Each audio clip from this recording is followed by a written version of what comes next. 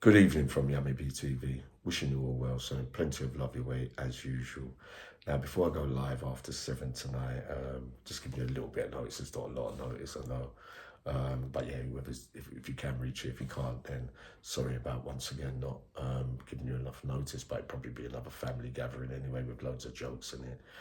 But this story involves probably, in my book, and most of the men that I met during their lifetime in prison, involves the greatest true crime legend of all time, Freddie Foreman, and that comes from all the ones that I believe that were great from that life, even though we know everybody's had to be punished and, you know, gone on to have a few sad hearts, and most are not really around anymore anyway from that life. But yeah, there's that many agreements that we all seem to kind of agree on. It was Freddie Foreman. Now seems to be getting it from the horse's mouth now.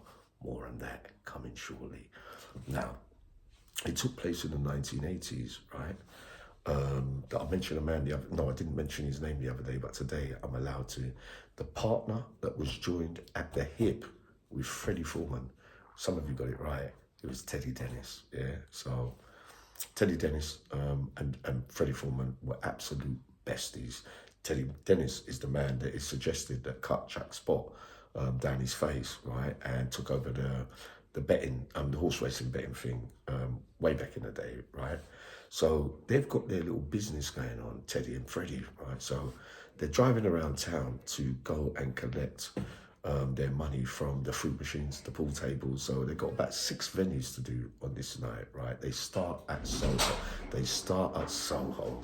Right? So they collect the money, right? Jump in a car, and they drive into the second. They work their way around to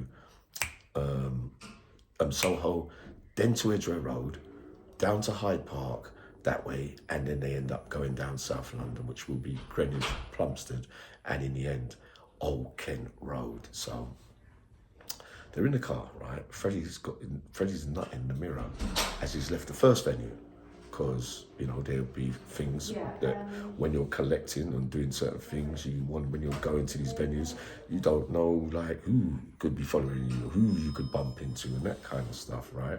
But Freddie ain't said nothing after the first movements, after leaving the first place venue in Soho, right? But he clocks an old style Rover, right, sister? So he clocks an old style Rover, right? But Freddie's nutting it in the mirror, looking at it and thinking, this don't look right, right? When they get to the second venue, right, which would be in Edgware Road, same thing again, collect the money, come out into the car, look in the mirror, the Rover's there again, right? Freddie says to Teddy Dennis, Teddy, I got a funny feeling we're being followed. Teddy Dennis didn't probably see it the first time, I don't know if he did, but the second time he was saying, Fred, I was just about to say that to you. He goes, I wonder who they are, Teddy. Teddy went like that. He goes, it could be the old Bill. Freddie goes, well, the old Bill, they're not going to be following us because we're going to go and could be cashing out the machines on our little business things and all that. Teddy Dennis says, yeah, but it could be something else, Fred. This is Fred. Well, we ain't done nothing else, right? Listen. So they get to Hyde Park.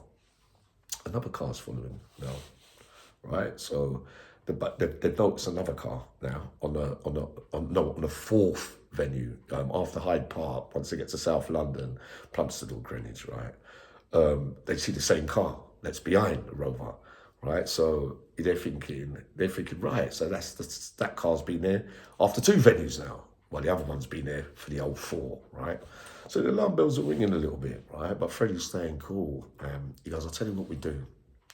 When we get to Old Kent Road for the last one, we're going to get out.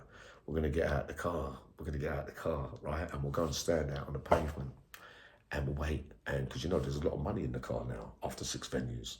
So when they get to Old Kent Road, right, the final round, both cars are still there. The Rover and the one behind it as well. So they pulled up. Freddie's got out. Teddy's got out. He goes, Fred, listen, they're coming out the car. They're walking towards us. Freddie goes, don't worry about them, mate. He goes, let's just face them. Freddie, remember, that's what 40 odd is. He wasn't that old then, was he? Or Teddy wasn't either, as far as I know. So they turn around to face them coming out the other car, because as soon as they've pulled up, basically they've pulled up behind them and come out the car 2 or 3-handed, right? So they're walking towards them. Freddie and Teddy turn around to face them. And they said, what do you know? Freddie went like that. What do you know? He goes, yeah, where's the money and all that?